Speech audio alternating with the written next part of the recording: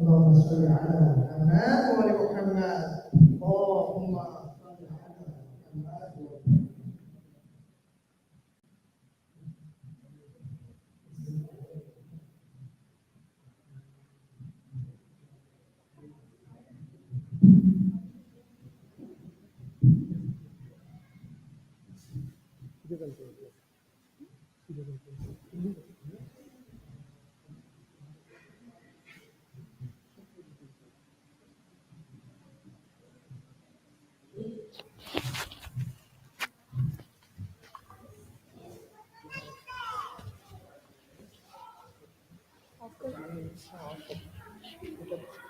जो उन्होंने सलाम पढ़ लिया वो यहाँ बैठ के पढ़े वो नीचे बैठ के यहाँ इसी स्टेज इसी ऊपर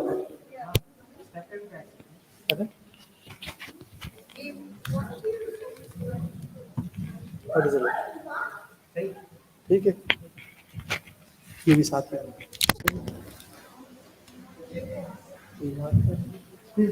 ठीक है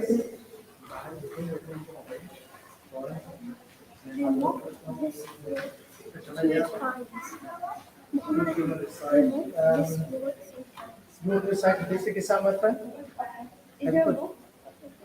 मैं आपको ये दूं या बुक चाहिए आपको go and get the book from them.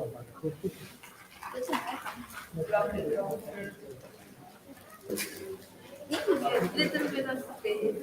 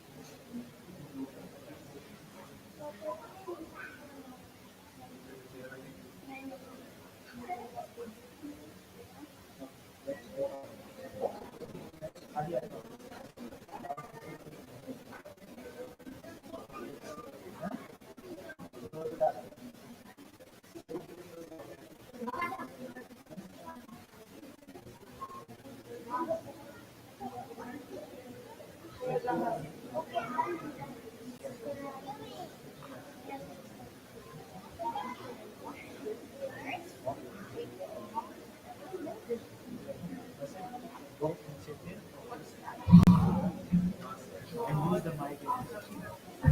Now, DJ. Yes. أعوذ بالله من الشيطان الرجيم بسم الله الرحمن الرحيم اقرأ باسم ربك الذي خلق خلق الإنسان من علق اقرأ وربك الأكرم الذي علم بالقلم علم الإنسان ما لم يعلم كلا إن الإنسان ليطغى أن رآه استغنى إن إلى ربك رجعا أرأيت الذي ينهى أبدا إذا صلى أرأيت إن كان على الهدى أو أمر بالتقوى أرأيت إن كذب وتولى ألم يعلم بأن الله يرى كلا لئن ينته لنسفعا ناصية كانت كاذبة خاطئة فليدع ناديه سندع الزبانية صدق الله العظيم.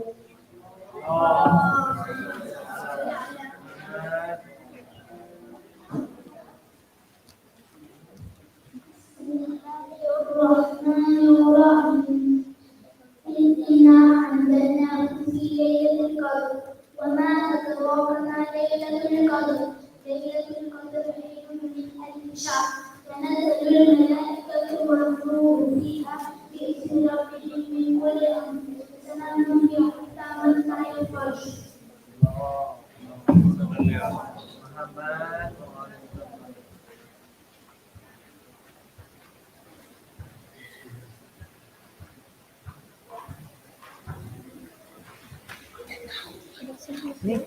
Where are we comfortable? Are you comfortable there? Okay. Yeah. Where are we comfortable? Are you comfortable there?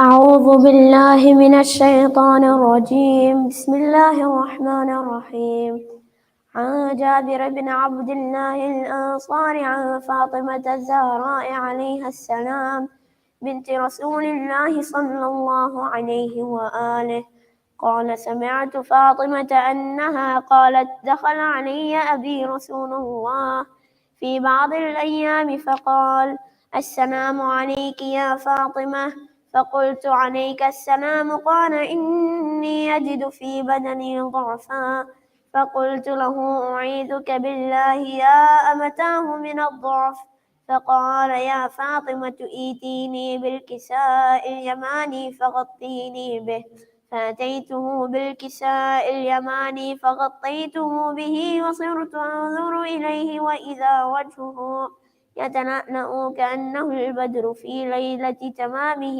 وكماله.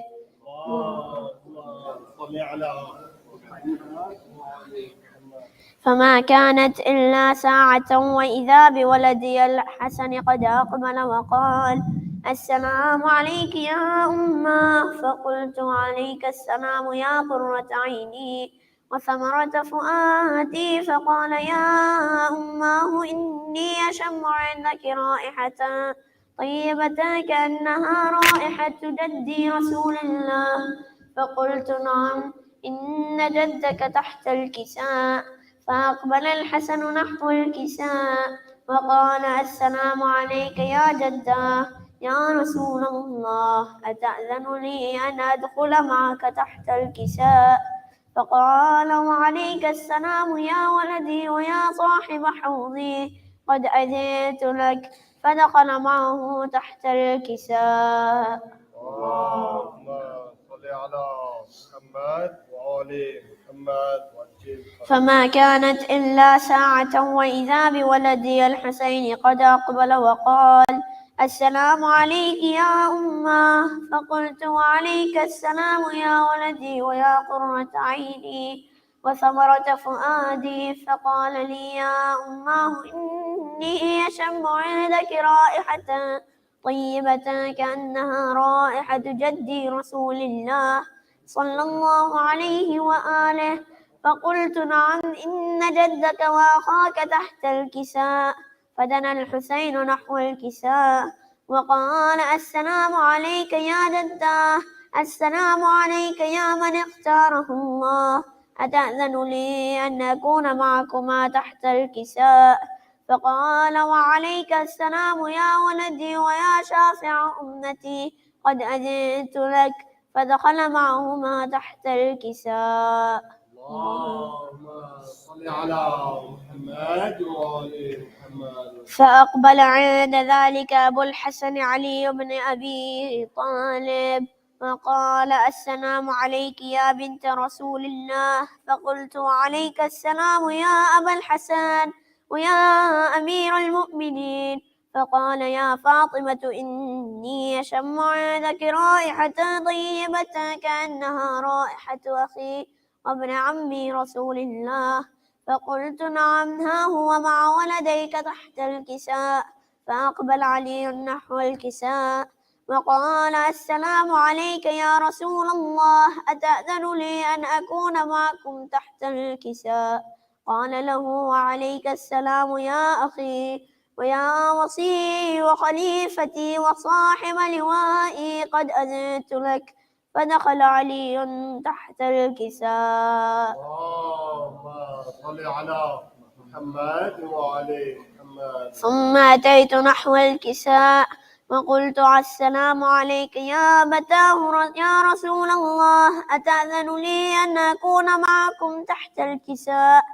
قال وعليك السلام يا بنتي ويا بضعتي قد أذنت لك، فدخلت تحت الكساء. اللهم صل على محمد وآل محمد. فلما اكتملنا جميعا تحت الكساء أخذ أبي رسول الله بطرف الكساء وأومأ بيده اليمنى إلى السماء وقال اللهم إن هؤلاء أهل بيتي وخاصتي وحامتي، لحمهم لحمي ودمهم دمي، يؤلمني ما يؤلمهم ويحزنني ما يحزنهم. أنا حرب لمن حاربهم وسلم لمن سالمهم وعدو لمن عاداهم ومحب لمن أحبهم. إنهم مني وأنا منهم، فاجعل صلواتك وبركاتك ورحمتك وغفرانك ورضوانك علي وعليهم،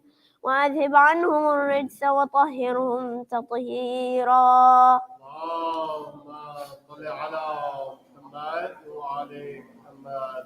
فقال الله عز وجل يا ملائكتي ويا سكان سماواتي إني ما خلقت سماء مبنية ولا أرضا مدحية ولا قمرا منيرا ولا شمسا مضيئة ولا فلكا يدور ولا بحرا يجري ولا فلكا يسري إلا في محبة هؤلاء الخمسة الذين هم تحت الكساء. فقال الأمين جبرائيل يا رب وما تحت الكساء؟ فقال عز وجل هم أهل بيت النبوة ومعدن الرسالة، هم فاطمة وأبوها وبعلها وبنوها. فقال جبرائيل يا رب أتأذن لي أن أهبط إلى الأرض لأكون معهم سادسا؟ فقال الله نعم قد أذنت لك. فهبط الأمين جبرائيل وقال السلام عليك يا رسول الله.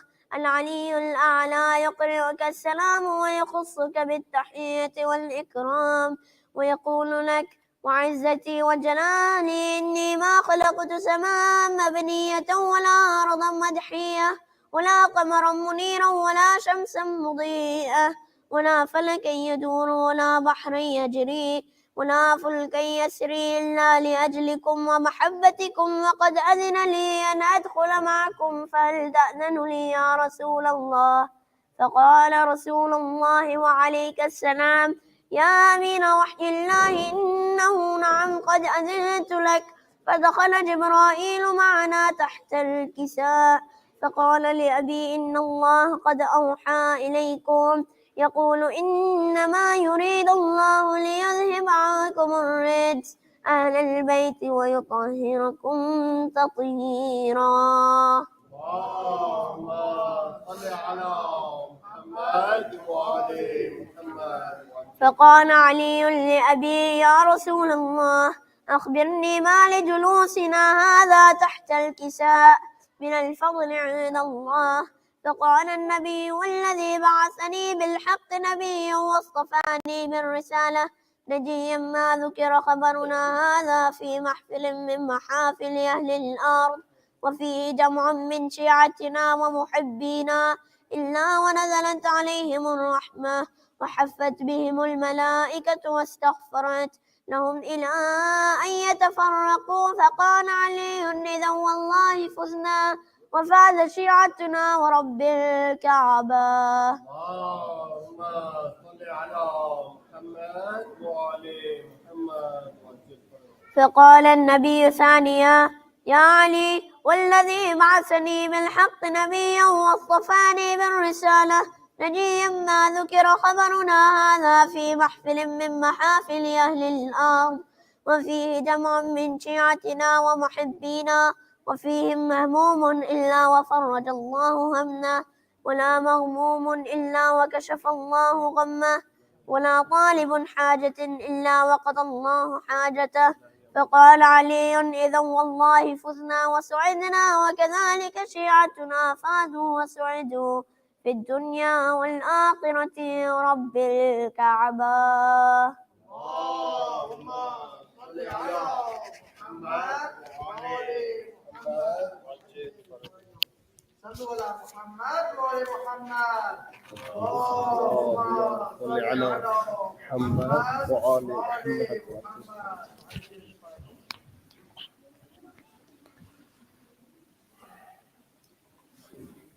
मैं हूँ दर अब्बास है और मेरी जबी है।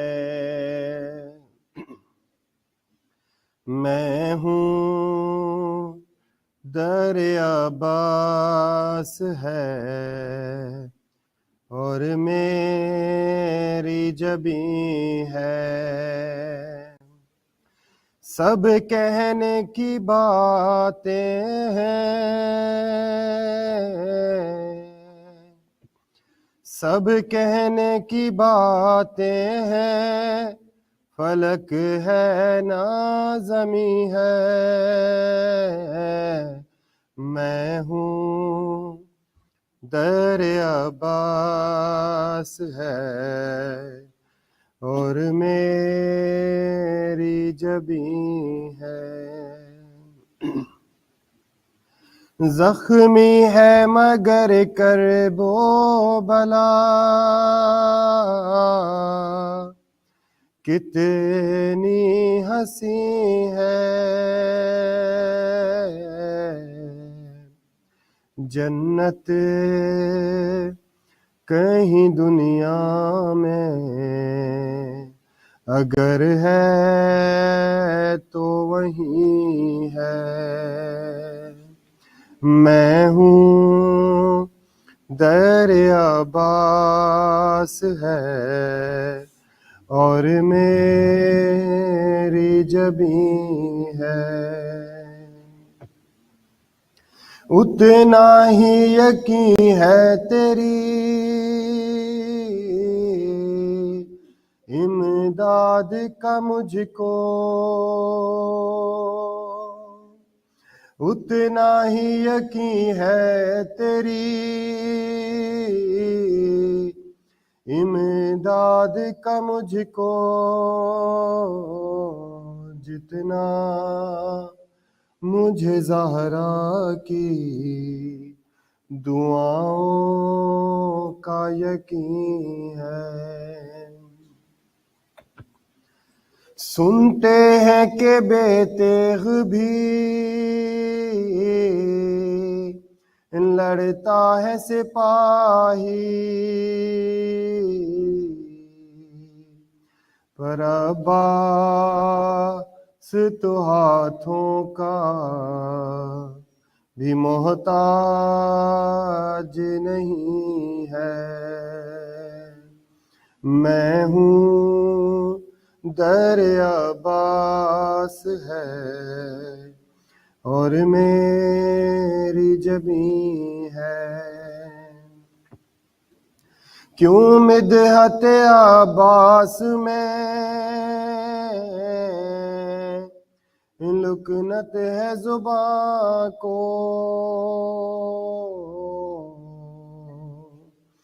دیکھو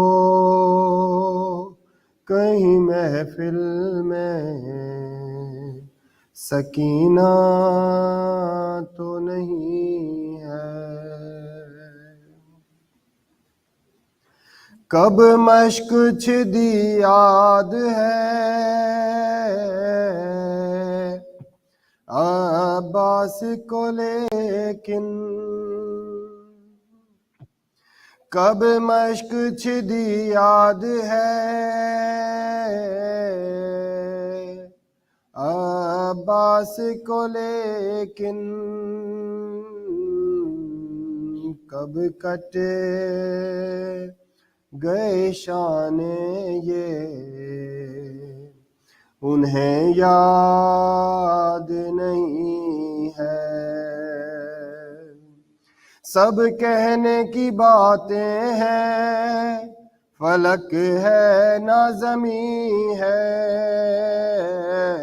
میں ہوں در عباس ہے اور میری جبیں ہے۔ لعنت اللہ علی القوم الظالمین۔ بلند تر صلوات۔ اللهم صل على محمد وآل محمد عجل فرجهم۔ سارے دیگر بلند تر صلوات۔ اللهم صل على محمد وآل محمد وعجل فرجهم۔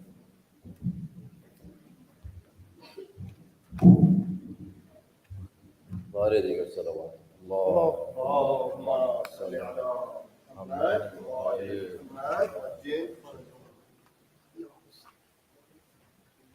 رہنے کے لیے دل میں ہے شبیر کی صورت، رہنے کے لیے دل میں ہے شبیر کی صورت، آئینہ بدلتا نہیں تصویر کی صورت،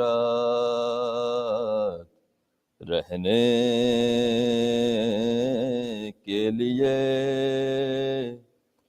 دل میں ہے شبیر کی صورت، حسنین و نبی ہے درو زہرا ہے قصہ میں، تفسیر کے پیکر میں ہے تطہیر کی صورت، رہنے کے لیے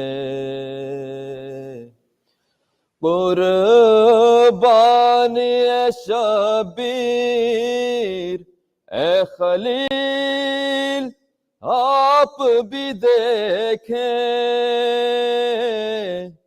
قربان اے شبیر اے خلیل آپ بھی دیکھیں یوں خواب کو مل جاتی ہے تعبیر کی صورت رہنے کے لیے دل میں ہے شبیر کی صورت کیا جھپٹے ہیں دشمن پہ حبیب ابن مظاہر کیا جھپٹے ہیں دشمن پہ حبیب ابن مظاہر جو مثل کما تھے وہ گئے تیر کی صورت رہنے کے لیے دل میں ہے شبیر کی صورت صلوات و محمد و آل محمد اللهم صل على محمد وآل محمد صلوا على محمد وآل محمد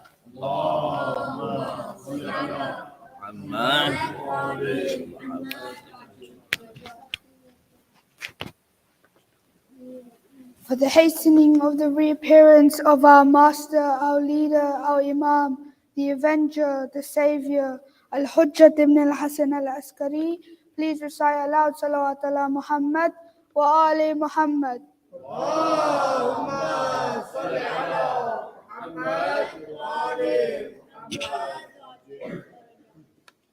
أعوذ بالله من الشيطان الرجيم بسم الله الرحمن الرحيم الحمد لله رب العالمين قال رسول الله صلى الله عليه وآله وسلم إن لقتلة الحسين حرارة في قلوب المؤمنين لا تبرد أبدا. The Holy Prophet said, surely there exists in the hearts of the mu'mineen with respect to the martyrdom of Hussain a heat that never subsides. It's that time of the year, having mourned for the ultimate tragedy throughout Muharram, many now wish to put their love and devotion into action by participating in the world's biggest, most generous, and most spiritual pilgrimage, the Arba'een. Millions of people travel from all over the world to visit the holy shrine of Imam al-Hussain, peace and blessings be upon him. They come to pay their respect and renew their oath of allegiance, showing love, sacrifice, devotion, and dedication. It is the ambition and desire of many to visit this holy city. For hundreds of years, many have braved bans, punishments, distance, as well as other challenges just to be there. So what is the root of this tradition? How did it start? The sheer magnanimity of the shrine of Imam al-Hussain and the fact that it remained such a focal point for millions of pilgrims was foretold by his loyal sister, Sayyidah Zainab Salamullahi alayhi. She once spoke to her nephew Imam Zain al-Abidin regarding the future of the grave of her brother. She said to him, do not be sad for what you see. It is by Allah, I swear only the announcement that the Almighty Allah has already made to your grandfather as well as your father. Allah has suddenly made the covenant with some people who are not known by the tyrants on this earth, but are well known by the inhabitants of the heavens, that they shall gather these severed organs and these blood-stained bodies to bury them. They shall also hoist in this land, Al-Taf, a flag on the tomb of your father, the master of the martyrs. Now this ziyarah of Imam Hussain has always featured heavily in the teachings of the Ahlul Bayt, but I'll provide only one reference, just one ayah as proof that to visit the third holy Imam is to obey the command of Allah. Of course, where Allah commands us to display love and loyalty towards a pure progeny. In verse 23 of chapter 42 of the Holy Quran, Surah Al-Shura, قُلْ لَا أَسْأَلُكُمْ عَلَيْهِ أَجْرًا إِلَّا الْمَوَدَّةَ فِي الْقُرْبَى. Say, O Muhammad, I do not ask you any reward for it except love of my relatives. So there are numerous narrations about visiting Imam Hussain.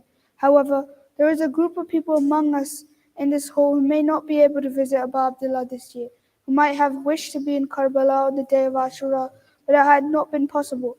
Or some of us here who have intentions to be there in Arba'in, but for any reason we may not be able to go. So it's particularly painful to think that we cannot go. But is there a solution? Is there a way we can still make it to the heavenly destination of angels? To answer those questions, allow me to share a few thoughts. Number one, you should definitely try to go. Sounds strange, I know. Why would anyone try to do something when they think it wouldn't materialize? Isn't it an exercise in futility and a waste of time and money? Well, not quite. Just bear with me, and you see why this matters. Sometimes the effort is just as valuable as the intended result.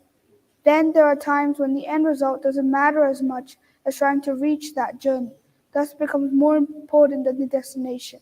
For example, see all of those who stayed with Imam Hussain. They knew that despite their best efforts and valiant sacrifice, they wouldn't be able to prevent the unspeakable, the killing of Imam Hussain, yet they still joined him. Why would Hur throw away his life and join the Imam, knowing that his death would make no difference to the tragic eventuality? Why would Habib ibn Mazar take a journey at the dead of night from Kufa to Karbala, knowing that he would die regardless of his efforts? The answer is that honoring the Imam and his family was a duty for which every conceivable effort is worth making. Number two, while these rewards sound incredible, I'm sure there's another reason why we all want to do this so desperately. Because Imam Hussain said, "Come with me." This sacrifice is objectively a righteous one, not because it was expected to yield results in saving the Imam, because of what it symbolized, a selfless willingness to devote every part of their existence to their leader. So we hope to put our name down with those who used to give their hands as punishment for visiting the shrine of Hussain. If we get to do so, we will do so with pride, dignity, and we will reap the incredible rewards. But if we can't go, then we can face Imam Hussain on Judgment Day and say what Hamid ibn Abdullah said on the day of Ashura, after he blocked the rain of arrows with his face and his chest from reaching his master, only to then fall to the ground looking up to the face of the Imam and saying, "Did we fulfill our duty? Were we loyal to you? Will you accept us despite our failure to reach you?" I'll end my speech with the words from Ziyarat Arba'in, where we renew our pledge of allegiance to Sayyid al-Shuhada. O Allah, be my witness that I make friends with those who love him and oppose those who deny him. May my father and mother be sacrificed for you, O son of the Messenger of Allah. May Allah gather us all once again under the majestic dome of Abu Abdullah Hussain sooner rather than later. Per Muhammad wa ali Muhammad salawat.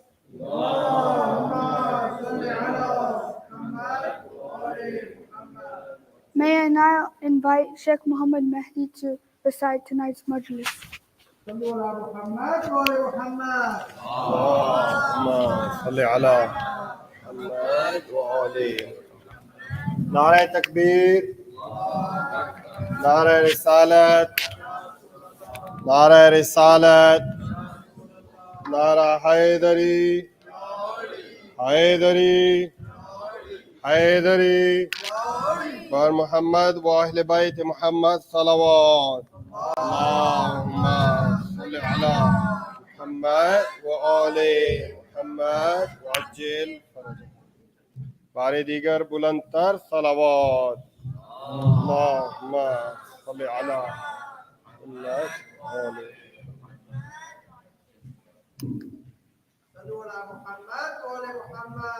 اللهم صل على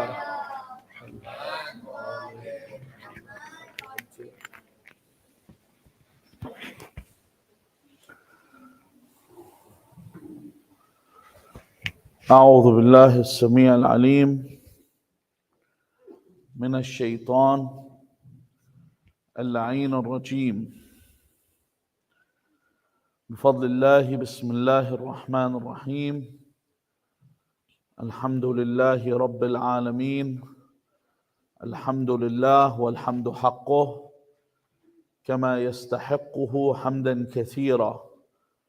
الحمد لله الذي هدانا لهذا وما كنا لنهتدي لولا أن هدانا الله.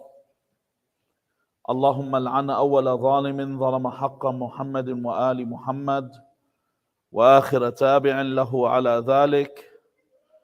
اللهم لعن العصابة التي جاهدت الحسين وشايعت وبايعت وتابعت على قتله.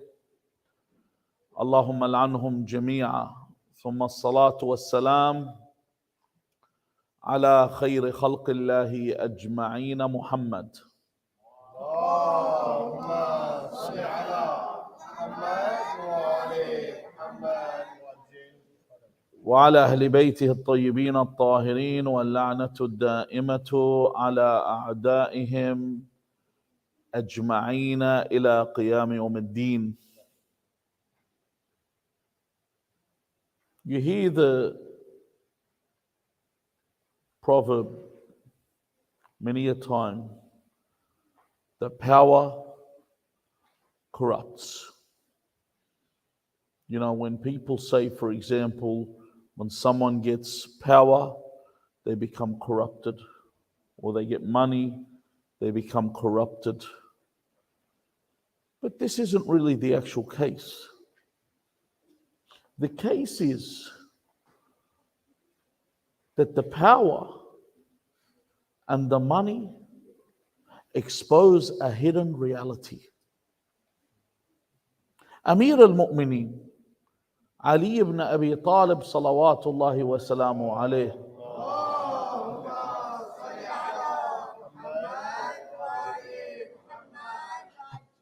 has a saying where he says, Al-wilayat madamiru rijal. Al-wilayat, when you give someone wilaya, meaning power or authority, he says is madamir al-rijal. The madamir is when you talk about an arena, a coliseum, a place where an event takes place, a race. Generally, they'll say madamir for a racetrack. You know, when they put the horses in their paths ready to race, they call that a racetrack. See, I might talk a good fight, or I might talk a good race. I might say, you know how sometimes you look at two football teams and you say, this football team's going to win because it looks better on paper. They're going to win. Or for example, you used to look at certain fighters and you say, this fighter's going to win. He's a big puncher. And what Floyd Mayweather Jr. used to say, everyone talks a good fight. He said, but when the lights come on, you're out there in the open, then it shows who you are. You might be good at training, but this is where it comes out. Amir al-Mu'mineen says, this is where a man is shown and the mettle of men are shown. You want to know their value? Give them a position of power. You want to know who they really are? Give them some power. Anyone. You met those guys that never have said a word their whole life, and then suddenly they get married and he thinks he's big man on campus. He wants to run the universe. He just got married. All of a sudden he thinks that he's somebody now. Now this is the thing. Someone, when they're given something, they expose who their real worth is and who they really are. And Allah Azza wa Jal illustrates this perfectly with the case of Iblis alayhi la'inullah. Iblis, when he came past the clay body of Adam that was soulless, he said to himself within, he said, if I am commanded to prostrate to that, I will never prostrate to that. See, up till then, Iblis was known as what? An angel. The angels didn't know Iblis other than an angel. Iblis's history, if you look at it, it's very he was the last survivor of the jinn, a race of jinn that were on the earth that Allah destroyed. And he took Iblis. Iblis was saved and put amongst the angels. Allah Azza wa Jal has a grand scheme that didn't begin 10,000 years ago. It's a scheme Allah has done for the universe. When he brought him amongst the angels knew of him as what? An angel. When he refused to prostrate, Allah said, Illa Iblis, Aba wa kana min al jinn. Allah then says he is of the jinn, he wasn't of the angels. Although when he made the commandment lil malaika to the angels, because the angels assumed Iblis was one of them. Iblis within his heart, because he has desire and he has intellect, said, I will not prostrate to that inside. So when Allah Azza wa Jal said to the angels, did I not say, Inni a'lamu ghayba as-samawati wal ard? I know the unknown of the heavens and the earth. وَأَعْلَمُ مَا تُبْدُونَ وَمَا كُنْتُمْ تَكْتُمُونَ. I know what you make apparent, and the next part is for Iblis. I know what you've hidden in your heart. Then he says, وَإِذْ قُلْنَا لِلْمَلَائِكَةِ اسْجُدُوا لِآدَمَ. Now, show me what is hidden. How do I know? When I put it to the test. I know what someone's value is. How many people said, Labbayka ya Aba Abdullah? We're with you. 12,000 letters were sent to the Imam from Kufa. When we say 12,000 letters, we're not talking about 12,000 signatures. Each letter, you know, when you do a petition, I'd write a letter and I'd have my whole family and my tribe. I could have 30, 40 people that signed it. 12,000 letters, Allahu A'lam how many signatures were on them. They said, if you come here, we will support you. We will aid you.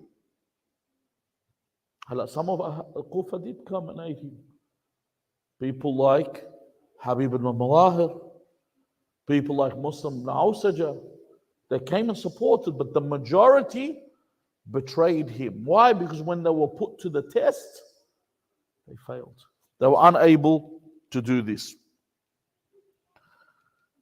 Last night, when we talked about shifting the blame, we spoke about the first Umayyad king that ruled at the time of Ali ibn Hussain Zain al-Abidin.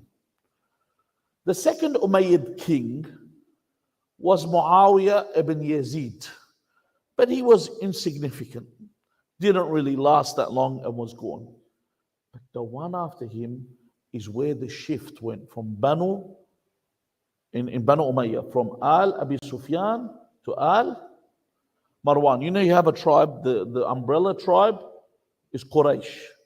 The sub tribe is Umayyah. Within it are the families. The family of Al Sufyan, they're the children of Abu Sufyan. You can imagine what kind of people they are. You know, the most quality bunch of people that you can possibly imagine. After them took power Al Marwan.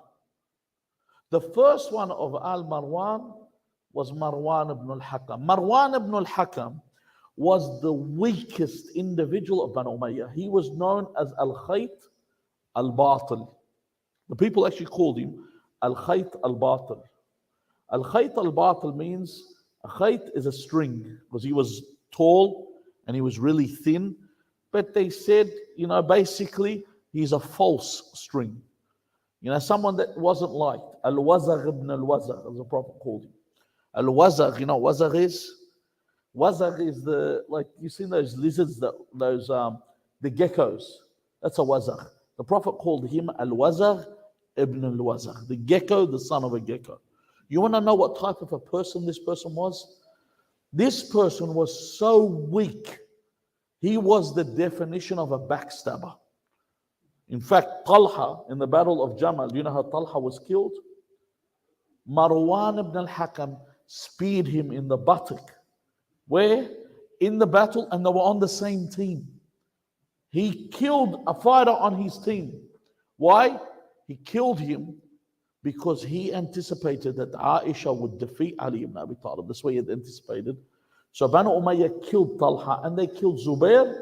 So when Aisha beats Imam Ali in the Battle of Jamal, that's how much that's what they were looking, that they will take power, Banu Umayyah, but they failed. That's who Marwan ibn al-Hakam was. Marwan ibn al-Hakam was so weak and so insignificant when he said to Imam Hassan al-Mushtaba alayhi salam, he said to him, I was going to kill Ali ibn Abi Talib, but Allah killed him for me. You know, as if this guy's got like a history on the battlefield. So the Imam Hassan alayhi salam said to Marwan, he said, you are like the mosquito that landed on the date palm. When mosquito landed on the date palm, it said to the date palm, hold back, I'm about to take off. And the date palm said, I didn't know that you had landed to know that you're about to take off. In other words, he said to him, your enmity towards us didn't affect us. You're threatening us now. You know what I mean? You're threatening. Could you imagine, just to give you an idea, could you imagine a weasel threatening a lion? You know what's going to happen? Or a rat or a mole threatening a lion, which would be more appropriate when we talk about Marwan ibn al-Hakam. So anyway, these were the next in line. The one after that is the one that goes with our subject. When we talk about power, not corrupts, power exposes. The one after Marwan was a man called Abdul Malik ibn Marwan. Abdul Malik ibn Marwan, if you research him, he was known as Hamamatul Masjid. You know what a hamama is? A hamama is a dove. He was called the dove of the mosque. Which mosque? Do you know which mosque? Masjid al-Haram. Abdul Malik ibn Marwan used to sit in front of the Kaaba all the time and pray and recite the Holy Quran. That's what he would do. They called him Hamamatul Masjid. And they would say that he could not, if he stepped on an ant, he would cry. So this guy, like, he would have been given an Academy Award for his acting. Why? Because it was exposed eventually. How? When Marwan ibn al-Hakam died, they said to Abdul Malik, you are next in line. Do you know what he did? This is not, you know, because yesterday someone mentioned to me that people think I'm being sectarian. Anything I say, I will show you in Sunni books. So if you think I'm being sectarian, burn those Sunni books because they're sectarian. They talk about their own people like this. This is in Tariq written by Jalaluddin as-Suyuti. So all these things I'm telling you, I will show you from Sunni text. I'm not being sectarian. These are in the books. Jalaluddin as-Suyuti, in his Tariq, mentions Marwan ibn al-Hakam grabbed the Quran. And when they told him you are the caliph, he closed it. You know what he said to the Quran? He said, هذا فراق بيني وبينك. This is where our relationship ends. What Khilafah? He's Khalifa of the Muslims, he's Amir al-Mu'mineen. This is what they're saying. The commander of the faithful, but he has nothing to do with the Quran. Also, Jalaluddin al-Suyuti, in his Tariq, in his history, says that when he gave his inauguration speech, you know an inauguration speech? It's the first, inaugural speech is the first speech that you give when you become the leader. He says, لو أحد أوصاني بتقوى الله لضربت عنقه. If anyone tells me to fear God, you know when someone's doing something wrong, you say, اتق الله, fear God. He said, if someone dares to even tell me, fear God, he said, I will strike their neck. This is a caliph. First speech. He was so brutal, and I'm going to give you some of the narrations that are in there. They say that he shed so much blood that he filled their houses of the Muslims with bereavement, with lamentations and sadness. One of the narrations mentioned in the Tariq, Darda says to him, she said, I heard, أني سمعت أنك شربت الخمر بعد الزهد والعبادة. I heard that you consumed wine after your days of asceticism and worship. You were in the mosque all the time. Do you know what his response was? He says, إي والله وإني شربت الدم أيضا. I have even drank blood. And it's not like he felt any shame. Why? Because power doesn't corrupt. It exposes what was really there the whole time. What was hidden away from us. And when it came to appointing governors, he chose the worst people. In fact, he would look into a city and he would find the most decadent person in that city. You know, the one that everyone despises, the worst person, and he would make them into governor. Why? Because that person will let loose on everyone. In Medina, he chose Al-Hajjaj ibn Yusuf al-Thaqafi. And you know who Al-Hajjaj ibn Yusuf al-Thaqafi was? You know, when there is an actual poet that the Umayyads used to say, if everyone bought their worst member and put them up against each other, they said, ours, Al-Hajjaj, will outdo anybody. No one comes close. Historically, no one comes close to Hajjaj. If you want to sit and read a history, like, you know, you might sit there and think about all the sociopaths that you could read. This guy was on another level. Suffices that he would not sit on a sufra. This is written historically. This isn't augmented. It's not hyperbole. It's not something that they've made up. They say he would not eat until they slaughtered a human on the sufra. They would slaughter. You know what slaughter is? And he'd watch them as they're dying, and then he'd get an appetite to eat. That's Al-Hajjaj ibn Yusuf al-Thaqafi. Al-Hajjaj would always bug Abdul Malik ibn Marwan and tell him, kill Ali ibn Hussain. Do us ending, because he needed the command. But Abdul Malik ibn Marwan was corrupt, was a murderer, but he understood the lesson from history. You know what he said to him?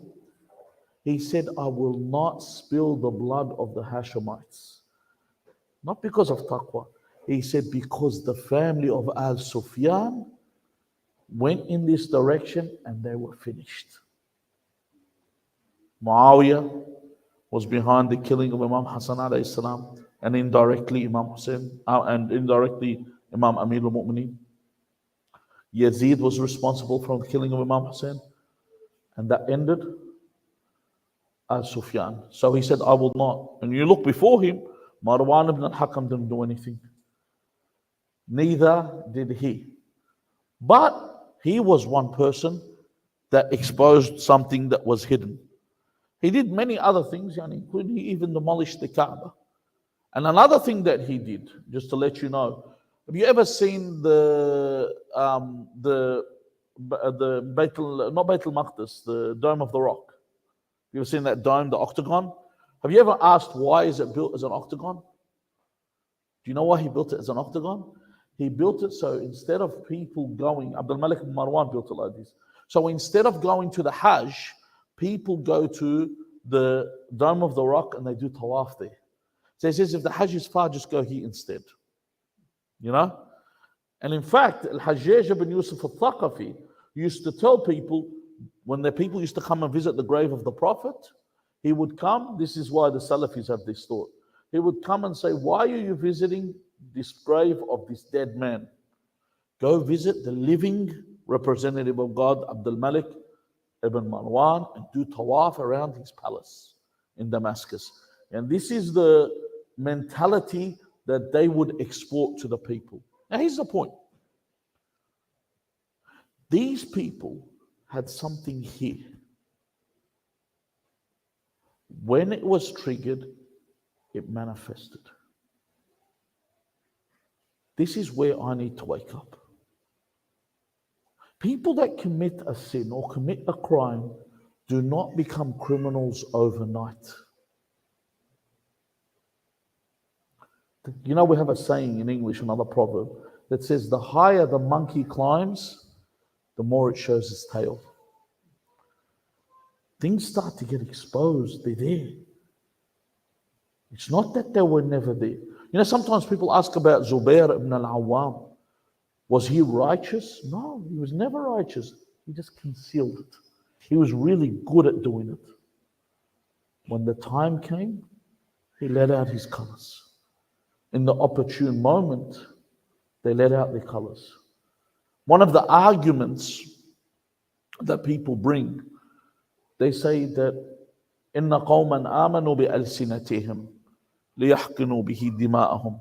That there were people that became Muslims after the conquest of Mecca. Why? Because the Muslims had overcome the world. Isn't that right?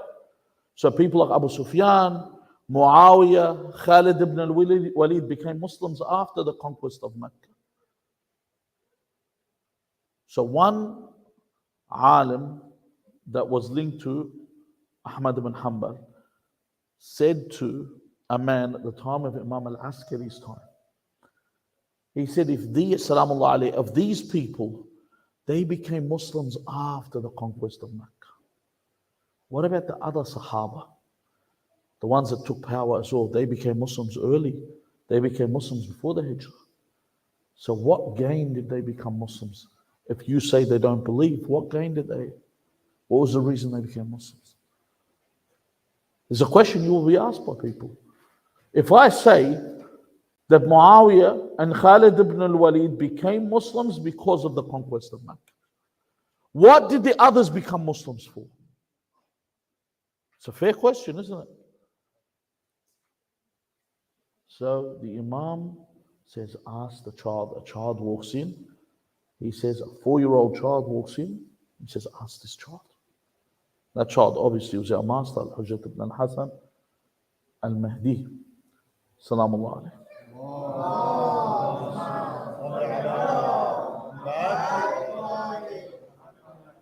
The Imam says to him, these people used to go trade in Medina. While they were in Medina, did you notice all the Jews, where were they? They were in Jerusalem. What brought them down? They were in these regions. They were in Lebanon, Palestine. This is where they were staying. What brought them down to Medina? Because in their books, it speaks about a prophet that will rule in Medina. You know, one of the arguments people bring that the West came to the Middle East, because they came before all the oil. You know this, don't you? When was the oil discovered? Go have a look. When was the oil discovered and when did the Westerners come to the Middle East? Because they know the master will come to this region. This is what they await and he will rule. This is what their books tell them. So the Jews had come to Medina awaiting. While they were there, they would talk that there is going to be a prophet and this prophet will rule. And these people used to hear this. So when they saw Islam come, they followed the Muslims. But the Imam said they used to keep a statue of Hubal in their sleeve. So if this turned out to be a false prophet, and the mushrikeen came, they'd say, listen, we're still on your side, we're undercover. You know, we're still on your side, but these are my words, obviously. That he says that they would keep the statue there in case this prophet was false. So they never believed. They were there for a reason. And what's the evidence of this? That they were there for a reason. When the prophet died, what did they do? They ignored when the prophet sent them to be with Jaysh Osama. And he cursed those that left Jaysh Osama. And then they usurped the leadership of its rightful owner, Amir al-Mu'mineen alayhi salam. Now me, how do I learn from all this? I need to look at what is the reality of any sin that's committed. If I commit a sin, think about any sin that you commit. What's its reality? What makes someone do something? What makes someone make the right decision and what makes someone make the wrong decision? Have I been created like this? Is it predestiny that I've been created to do the right and the wrong thing? What is it that makes you choose right over wrong? What is it that makes someone earn a halal dollar and someone earn a haram dollar? What is it? You know, you're at school sometimes, you see other Muslims. You see Muslims that listen to music. What makes them listen to music? They sit and listen to songs. What makes them listen to songs? You see Muslims that don't care about halal and haram. You tell them, brother, this is haram. He says, so what, brother? I'll eat it. What makes someone worry about what they get if it's right, and what makes someone not worry? It's a manifestation of what's inside. For example, what is theft? If I steal, what is theft? Theft is a manifestation of, let's say, greed. I see someone with a nice watch, and I say, I want this watch. My greed says to me, you know, that false sense of entitlement, it's mine. You know, or you see, especially now in our communities, one of the biggest things when I was living overseas that I was dealing with was inheritance. Allahu Akbar. You know how many people don't give their sisters their inheritance? Or fathers don't give their daughters their inheritance? They cut them out of the inheritance. I used to sit with men. I said, you've cut your sister out, your father is being burnt in his grave. Mark my words when I tell you this. He's eaten someone's haqq. Or the brothers will do, recently I was dealing with an issue where the brothers took the sister and made her sign everything legally so they can take the inheritance. And they said, we'll give you a haqq later. This is her haqq. They're taking someone's inheritance. This is their right. And if you think that the girl's not part of your family, then how is Imam Hussain linked to Rasulullah? Is he linked through the son of Rasulullah? Through the daughter of Rasulullah? Sallallahu alayhi wa alihi.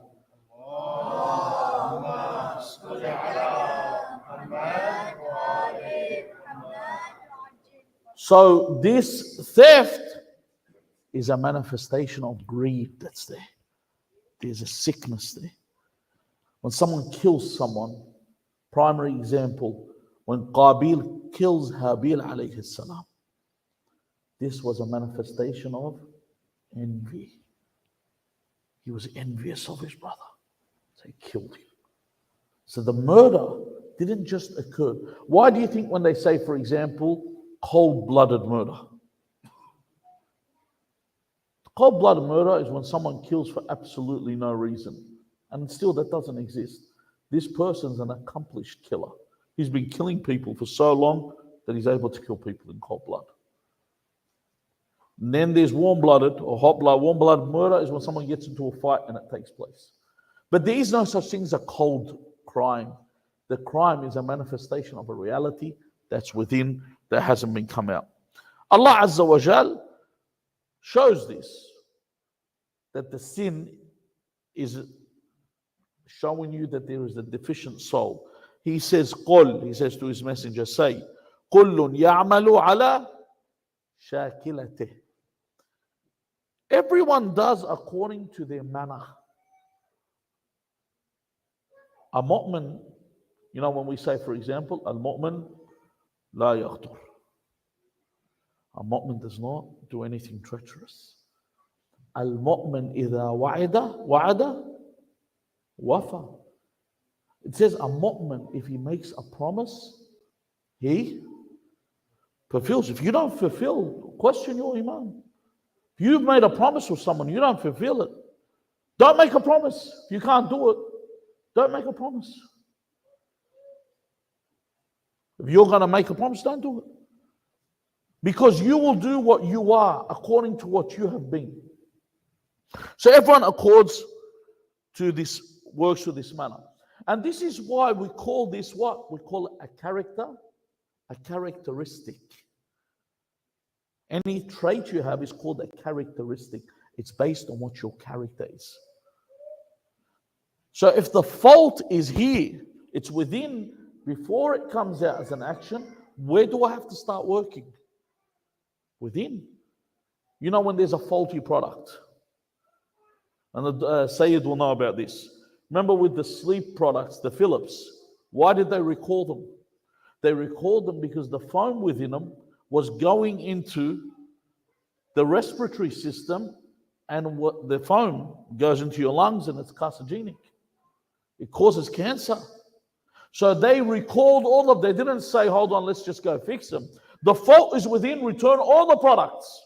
Would they do what's called a recall, a product recall? Bring everything back because we need to fix what's within.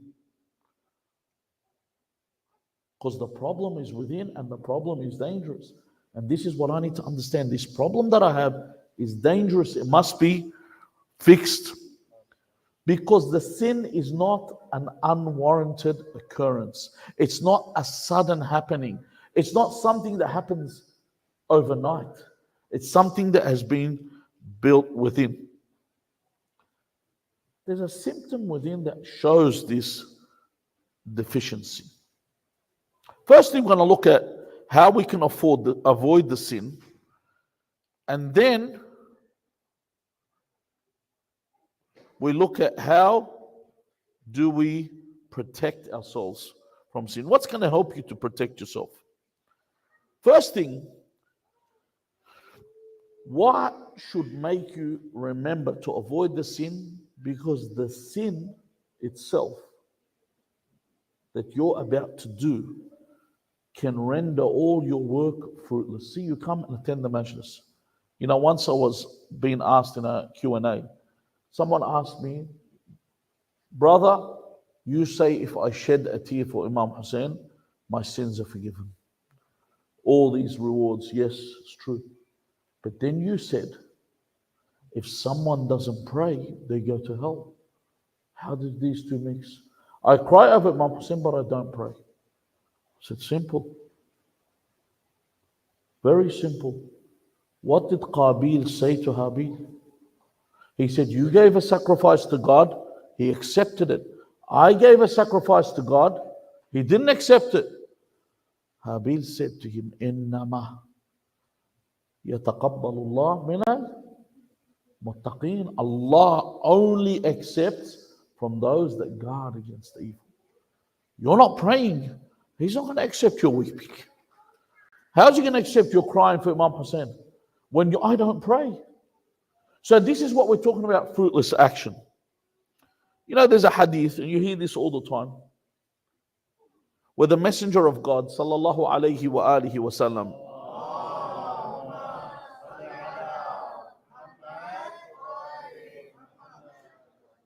he says, Man qala subhanallah. Whoever says subhanallah, glorifies Allah. He says, Gharas Allah lahu shajaratan fil jannah.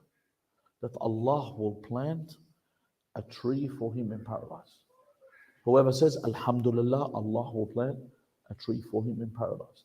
Whoever says La ilaha illallah, Allah will plant a tree for him in paradise. Whoever says Allahu Akbar, Allah will plant a tree for him in paradise. How many times do you do this, Azan? How many actions do you do? So one man said, Ya Rasulullah, inna shajarana fil jannati kathir. We have a lot of trees in paradise. Even though this hadith is known, I like to always read from the Nas. I have this thing where I actually get the hadith and read it. Because you know why I do this? Because a lot of the times people come up and say, where did you get this from? So I make sure there is evidence and I didn't hear it from someone in the street. Which is a lot of the times people get up on the mambar, they'll hear something and they'll say it. I've seen people do it. This is wrong.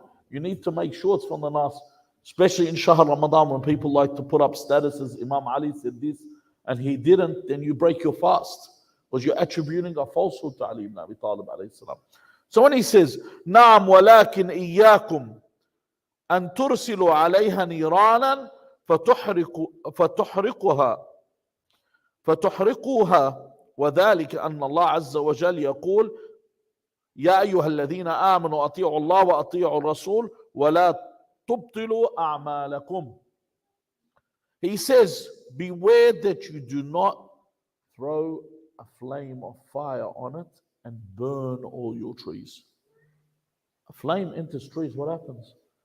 It doesn't burn one branch and stop. Once it takes control, it'll burn everything. And then he says, oh, you who believe, God says, Obey Allah and obey His Messenger, and do not nullify your actions. This is what you do. Firstly, my actions have no fruit. In fact, the Messenger of God, and this is even scarier, and this is what should make you think about the sin.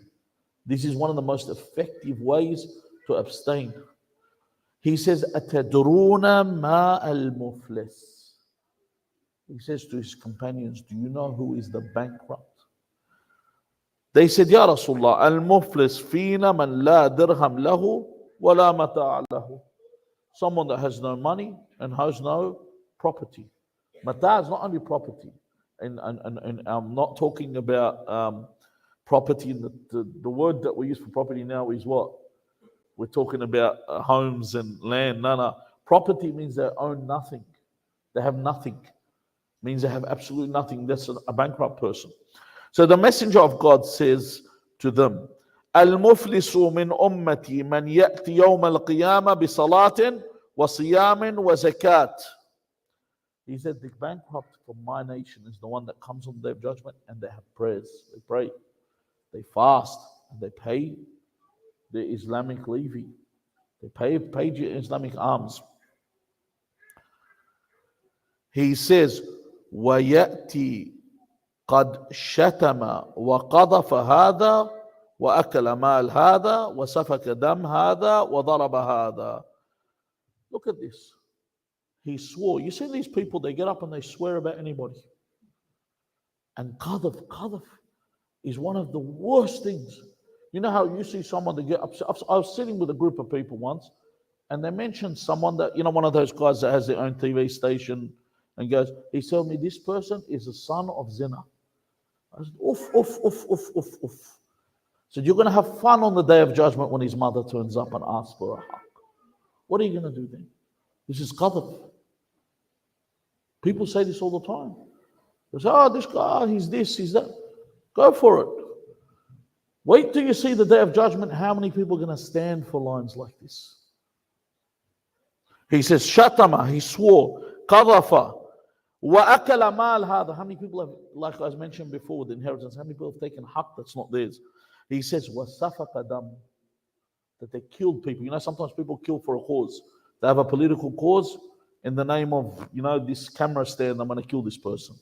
They come up with any cause and they kill based on this cause. He says, وَضَرَبَ هَذَا. Sometimes you hit someone بِغَيْرْ حَقٍّ. Sometimes someone gets a position. You ever seen those police officers when they're arresting people and they're dropping knees into them? Why? Because they're not wearing a mask. He's dropping knees into the guy's ribs. You're tough with the badge and the uniform. We'll see how the badge and the uniform helps you on the day of judgment. See how much assistance that's going to give you. With the angels that Allah says, مَلَائِكَةٌ غِلَاظٌ شِدَادٌ. Angels that are stern and harsh. لَا يَعْصُونَ اللَّهَ مَا أَمَرْهُمْ. Angels that do not have an iota of mercy. So then he says, فَيُعْطَى هَذَا مِنْ حَسَنَاتِهِ وَهَذَا مِنْ حَسَنَاتِهِ فَإِنْ فَنِيَتْ.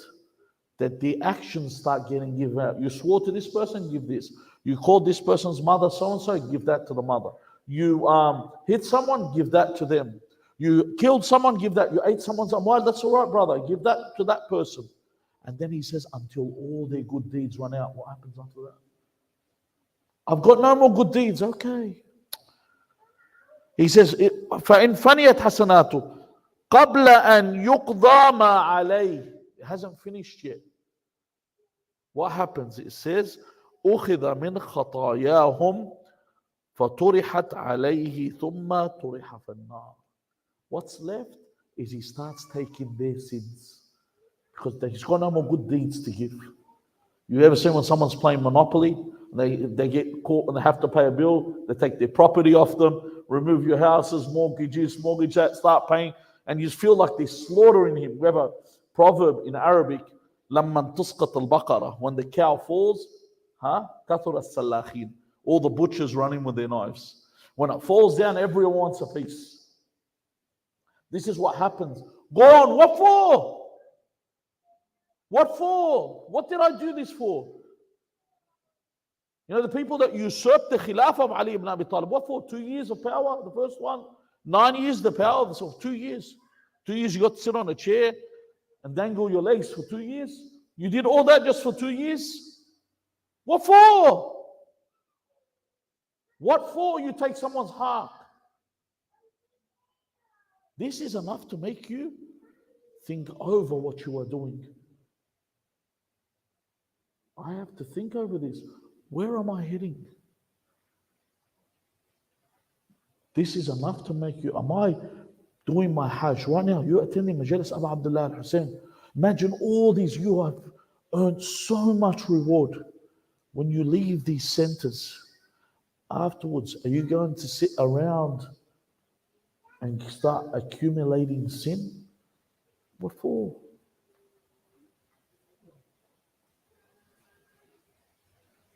The worst part of it is this is how, you read Ziyarat, who reads Ziyarat Al Yasin? Salamun ala Al Yasin. When you read the Ziyarah, what does it say? On that day where the faith of those that had not believed earlier is not accepted. You won't believe anymore. If I haven't prepared myself for Sahib al-Amr now, how do you think you'll accept him when he turns up? I asked someone once, I said, it's prayer time. It's prayer time. You're at work. You need to pray. Do you pray in your prayer time? Or do you wait till you get home and pray qada? Think about this. I didn't want them to answer.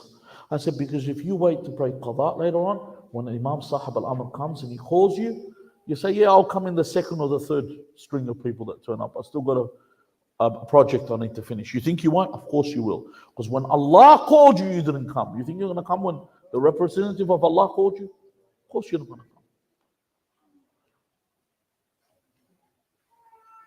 Secondly, what happens, sin causes my heart to become hardened. If my heart becomes hardened, I don't see anymore. Remember I said on the first night, we come to the Majalis, so we tender our heart to absorb. If my heart becomes hardened, Imam Amir al-Mu'mineen alayhi salam, you know what he says? ما جفت الدموع إلا لقسوة القلوب. That the tears dry up. People can't cry because their hearts have become hardened. وما قست القلوب إلا لكثرة الذنوب. The hearts become hardened because of the sins people commit. These are the effects of these sins. This is what happens. That's why I need to reflect about the day of judgment. You know, Imam Ali ibn al-Hussain alayhi salam, when you look at his life,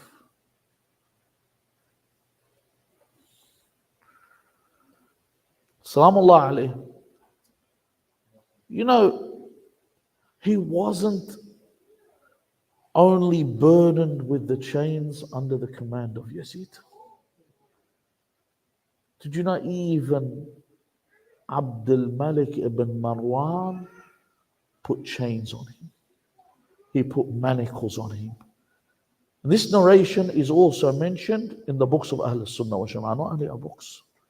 This narration on al-Zuhri. Al-Zuhri says,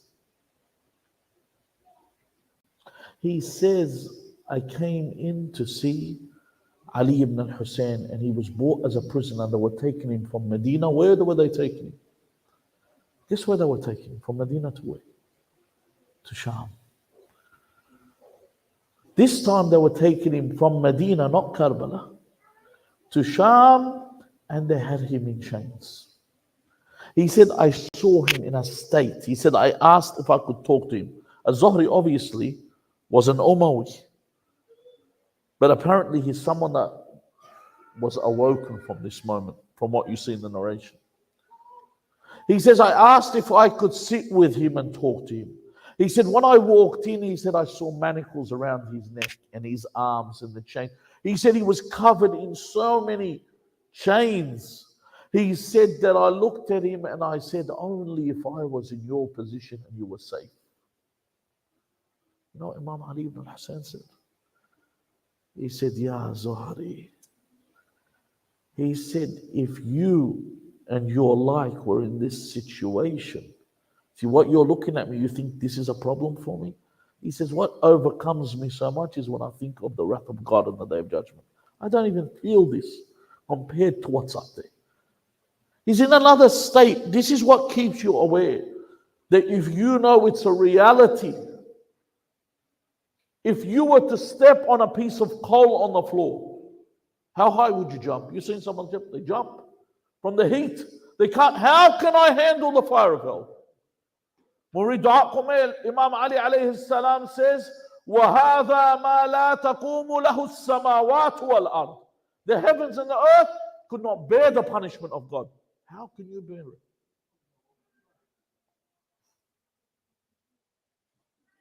You cry, of course you have to cry. Because Ali ibn al-Hussein used to cry. He used to cry so much, and someone said, Sayyidu Mawlai, you are the son of Rasulullah. Why do you cry over the wrath of God and the fear of the wrath? He said, do you not read the Quran? It says, La ansaba baynahum, on the Day of Judgment.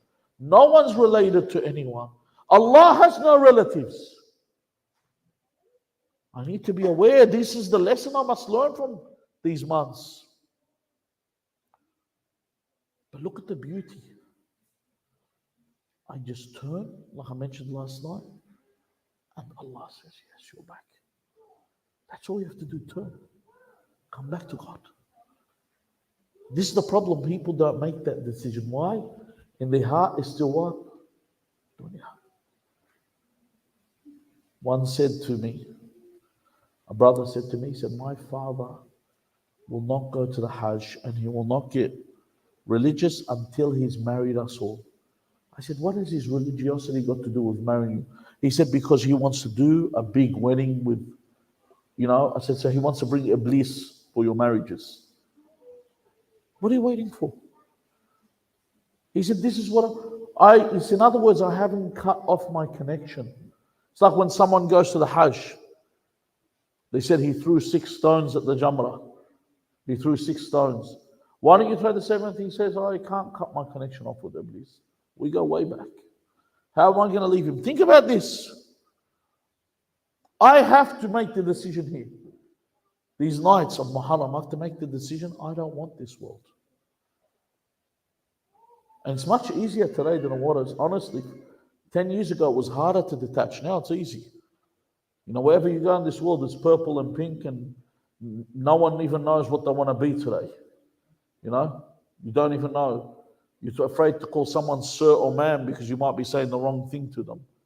So easy to detach from the world today, not like it used to be in the past. I need to reflect over these. I need to think in this way. I need to think about how the Imam looked at these when he looked at this world and how he assessed this world. Because I need to destroy what this reality within inside me. I need to kill the diseases within my heart in order for me to abstain from the sins that will take me away from Allah Azza wa Jalla. Sallallahu ala Muhammad wa ali Muhammad.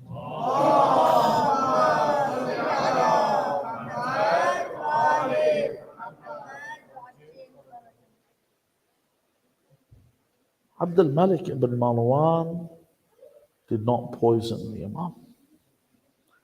After he died, his son Walid was on a mission to rid himself of the Imam. That's all.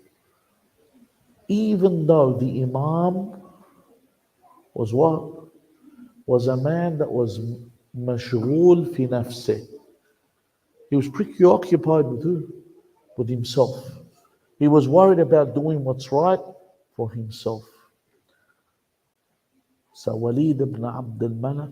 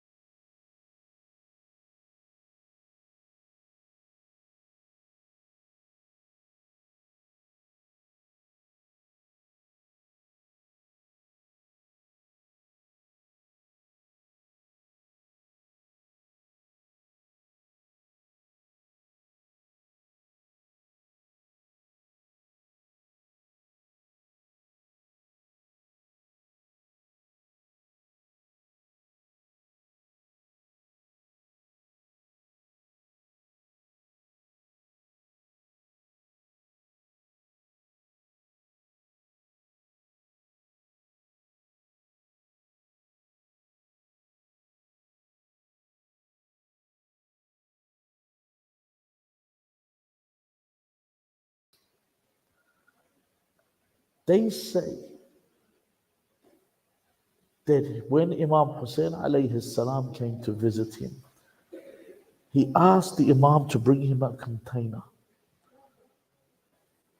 And they say the amount of poison that Muawiyah had given him through his wife. He said that he threw up parts of his inside, of his internal organs. So Imam Hussain alayhi salam sits next to his brother Imam Hassan and he says to him, my dear brother, he says, this is a great calamity. Look at this musibah that we are in, that you are lying down.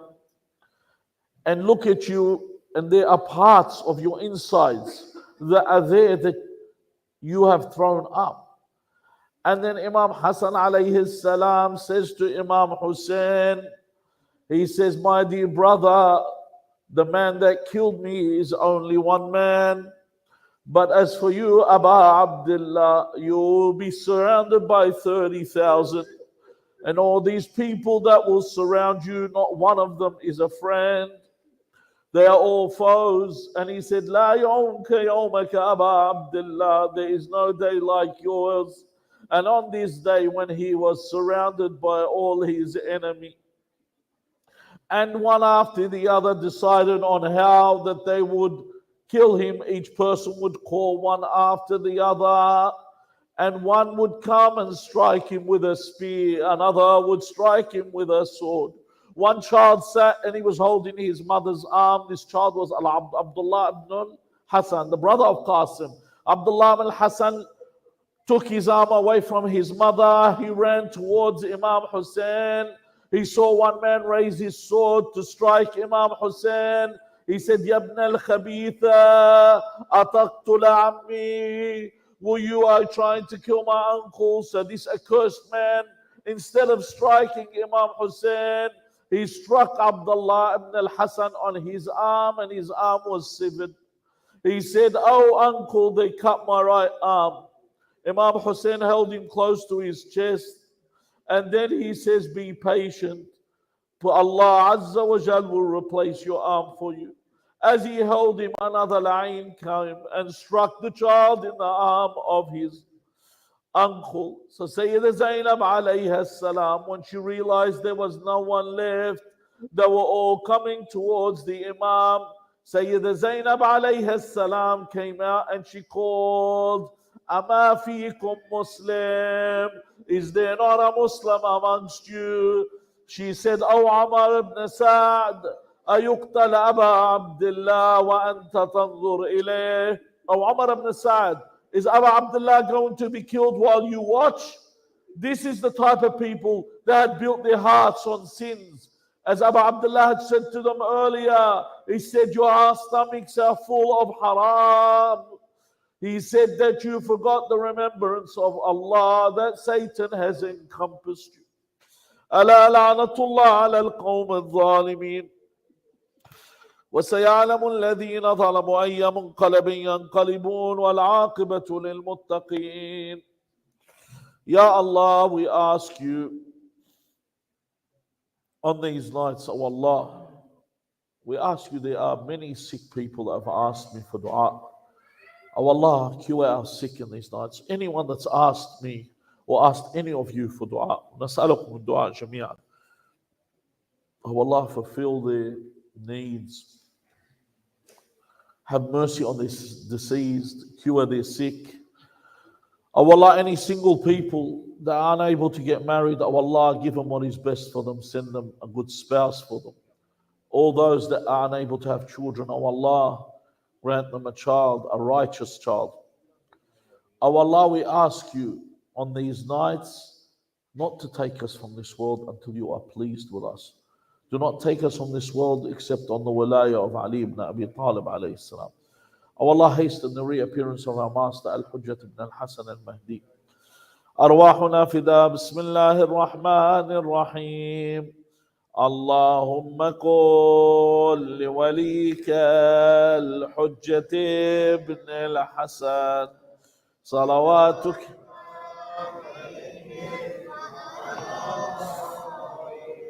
في هذه الساعة وفي كل ساعة وليا وحافظا وقائدا وناصرا ودليلا وعينا حتى تسكنه طوعا وتمتعه فيها طويلا برحمتك. السلام عليك يا أبا عبد الله وعلى الأرواح التي حلت بفنائك. عليك مني سلام الله أبدا ما بقيت وبقي الليل والنهار، ولا جعله الله آخر العهد مني لزيارتكم. السلام وعلى أولاد الحسين وعلى أصحاب الحسين ورحمة الله وبركاته، وإلى أرواح المؤمنين والمؤمنات والأرواح موتاكم جميعا، ولقضاء الحوائج وقبول الأعمال وشفاء المرضى وغفران الذنوب وتعجيل الفرج وحسن العاقبة. رحم الله من قرأ سورة المباركة الفاتحة مع الصلوات. اللهم صل على محمد وعلى محمد وعجل فرجهم بسم الله. یا حسین یا حسین یا حسین Ya Hussein, Ya Hussein, Ya Hussein, Ya Hussein, Ya Hussein, Ya Hussein, Ya Hussein, Ya Hussein, Ya Hussein. مظلوم حسینہ مظلوم حسینہ بے یار حسینہ بے یار حسینہ امشب شب ماتم حسینہ عالم در فغا حسینہ امشب شب ماتم حسینہ عالم ہمیں در فغا حسینہ مظلوم حسینہ مظلوم حسینہ بے یار حسینہ بے یار حسینہ امشب شب ماتم حسینہ عالم ہمیں در فغا حسینہ امشب شب ماتم حسینہ عالم ہمیں در فغا حسینہ جو کر نہ سکی بھائی کا دیدار وہ بہنا مظلوم حسینہ مظلوم حسینہ بابا تھا جس کا ہے در کرار وہ بہنا مظلوم حسینہ مظلوم حسینہ امشب شب ماتم حسینہ عالم ہمیں در فغا حسینہ امشب شب ماتم حسینہ عالم ہمیں در فغا حسینہ ہر قوم میں ہوتا ہے یہ مظلوم کا ماتم زہرا کا دل و جان کا معصوم کا ماتم معصوم کا ماتم قربانی شبیر کو بلانا زمانہ مظلوم حسینہ مظلوم حسینہ ان سب شب ماتم حسینہ عالم ہمیں در فغا حسینہ ان سب شب ماتم حسینہ عالم ہمیں در فغا حسینہ ہر ایک کو رو رو کے رلاتا ہے محرم عاشور کا دن یاد دلاتا ہے محرم دلاتا ہے محرم واجب ہے یہ پیغام زمانے کو بتانا مظلوم حسینہ مظلوم حسینہ امشب شب ماتم حسینہ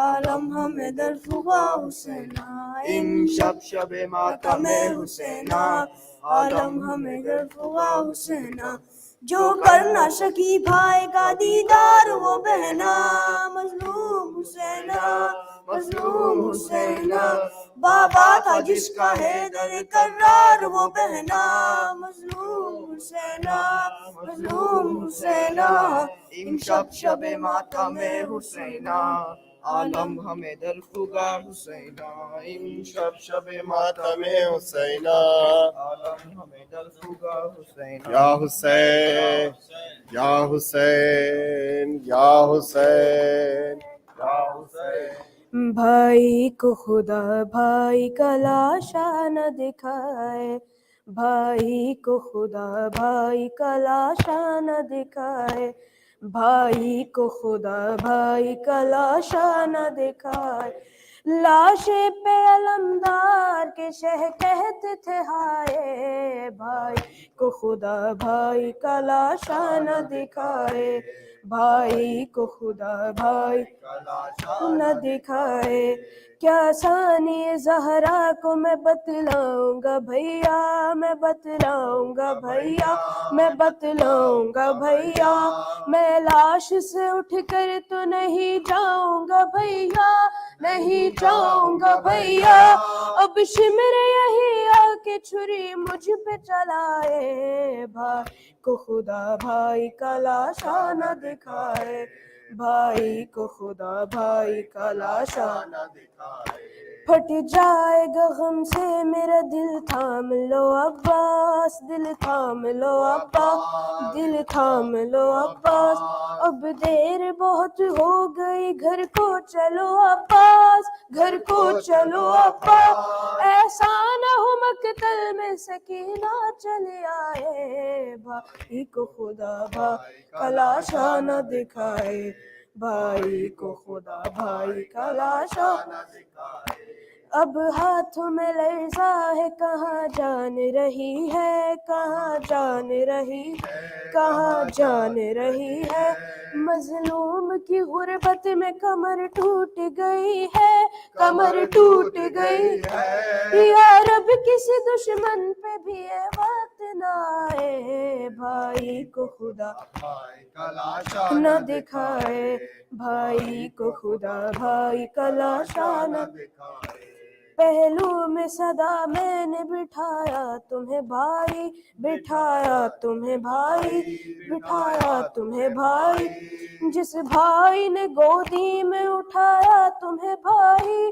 اٹھایا تمہیں بھائی وہ بھائی بلا کیسے تیری لاش اٹھائے بھائی کو خدا بھائی کا لاشا نہ دکھائے بھائی کو خدا بھائی کا لاشا نہ دکھائے ماں بہنیں ہیں ہم شکل پیمبر کے حوالے پیمبر کے حوالے پیمبر کے حوالے میں مشق و علم کرتا ہوں اکبر کے حوالے اکبر کے حوالے ہمت نہیں شبیر میں جو خیموں میں جائے بھائی کو خدا کا لاشا نہ دکھائے بھائی کو خدا بھائی کا لاشا نہ دکھائے مڑ مڑ کے تکے جاتے تھے عباس کا لاشا عباس کا لاشا عباس کا لاشا گرتے کبھی اٹھتے تھے تکلم شہ والا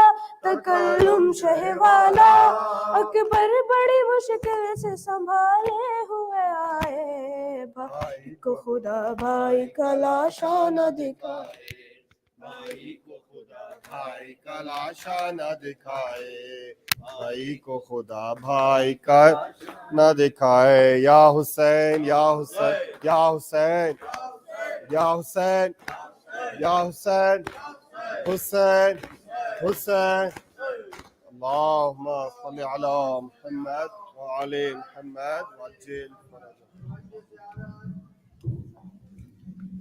السلام عليك يا أبا عبد الله السلام عليك يا ابن رسول الله السلام عليك وعلى الأرواح التي حلت بفنائك عليك مني جميعا سلام الله أبدا ما بقيت وبقي الليل والنهار ولا جعله الله آخر العهد مني لزيارتكم السلام على الحسين وعلى علي بن الحسين وعلى أولاد الحسين وعلى أصحاب الحسين.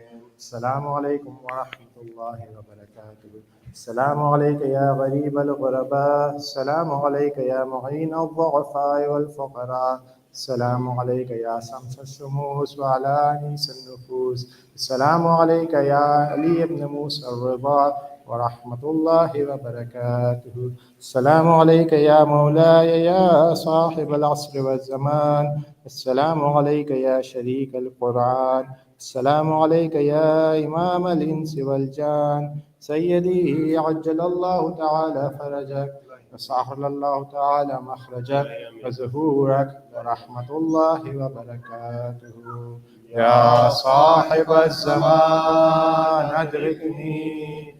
يا صاحب الزمان أدركني. يا صاحب الزمان أدركني. بسم الله الرحمن الرحيم. اللهم كل وليك حجة بن الحسن صلواتك عليه وعلى آبائه في هذه الساعة وفي كل ساعة وليا وحافظا وقائدا وناصرا ودليلا وعينا حتى تسكنه أرضك طوعا وتمتعه فيها سبيلا برحمتك يا أرحم الراحمين.